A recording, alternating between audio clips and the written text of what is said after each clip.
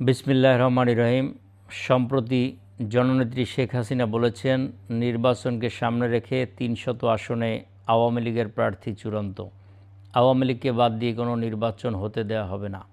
আন্তর্জাতিক মিডিয়ায় বলেছেন, আওয়ামী লীগকে বাদ দিলে নির্বাচন বয়কট করা হবে।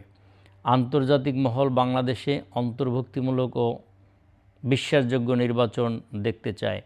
এর পরেও কেউ পাতানো নির্বাচনের চেষ্টা করলে কি হতে পারে? দেশের সবচেয়ে প্রাচীন ঐতিহ্যবাহী দলের বৃহৎ জনগোষ্ঠীর মতামতকে বেআইনিভাবে আটকানোর চেষ্টা, আওয়ামী লীগের বর্তমান জনপ্রিয়তাকে ভয় এবং কারচুপির মাধ্যমে কাউকে ক্ষমতায় বসানোর চেষ্টা, বাংলাদেশের ভবিষ্যৎ কেমন হবে? 14, 18 এবং 24 সালের নির্বাচন প্রশ্নের ঊর্ধ্বে নয়। 1/11 সেনা সমর্থিত তত্ত্বাবধায়ক সরকার 2 বছর ক্ষমতায় থেকে নির্বাচন দেয় তত্ত্বাবধায়ক ব্যবস্থা নিয়ে প্রশ্ন এবং আপত্তি উঠেছিল। সর্বোচ্চ আদালত 2011 সালের মে মাসে তত্ত্বাবধায়ক সরকার সংক্রান্ত ত্রয়োদশ সংশোধনী বাতিল করেছিলেন। এজন্য তত্ত্বাবধায়ক সরকারের একসময় বিরোধিতাকারী দল বিএনপি এবং তাদের শরিকরা 14 এবং 24 সালের নির্বাচন বয়কট করেছিলেন। শত চেষ্টা করেও তাদের নির্বাচনে আনা সম্ভব হয়নি। 18 সালের নির্বাচন নিয়েও কিছু বিতর্ক ছিল, কিন্তু বিরোধী রাজনৈতিক পক্ষসমূহের সভা সমাবেশ, রাজনীতি, নির্বাচন, জামিন লাভের অধিকার সুরক্ষিত ছিল। পরিপূর্ণ দক্ষতা এবং সফলতায় দেশ পরিচালনা, দেশের অর্থনীতি, উন্নয়ন, অগ্রযাত্রা, স্বাধীনতা, সার্বভৌমত্ব, আইন শৃঙ্খলা, কর্মসংস্থান, শিক্ষা, জীবনমান ক্রমশ বৃদ্ধি পেয়েছিল। যারা বৃহৎ শক্তিকে জোরপূর্বক নির্বাচনের বাইরে রেখে ক্ষমতায় আসার স্বপ্ন দেখছেন, বিগত 15 মাসেই তারা সকলে মিলে এই দেশটিকে কোথায় নিয়ে গিয়েছেন?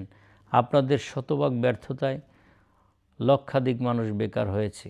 দিনমজুর, রিক্সা শ্রমিক, চা দোকানদার, পান দোকানদার থেকে শুরু করে শিল্প কারখানার আয় অর্ধেকে নেমে এসেছে।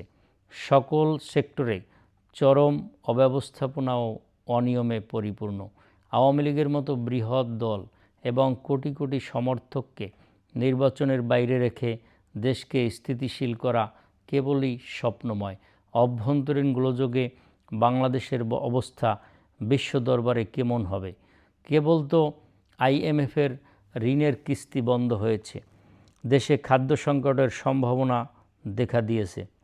আদানির টাকা পরিশোধ করতে না পারায় শেখ হাসিনার আলোকিত বাংলাদেশ অন্ধকারে ধাবিত। বিশ্বব্যাংকের আর্থিক সহায়তা, ঋণ, কারিগরি ও প্রাতিষ্ঠানিক সহায়তা বন্ধ হতে কতক্ষণ? জাতিসংঘের মানবাধিকার সহায়তা, উন্নয়ন সহায়তা, শান্তিরক্ষা, স্বাস্থ্য ও শিশু সহায়তা যে কোনো সময় বন্ধ হতে পারে।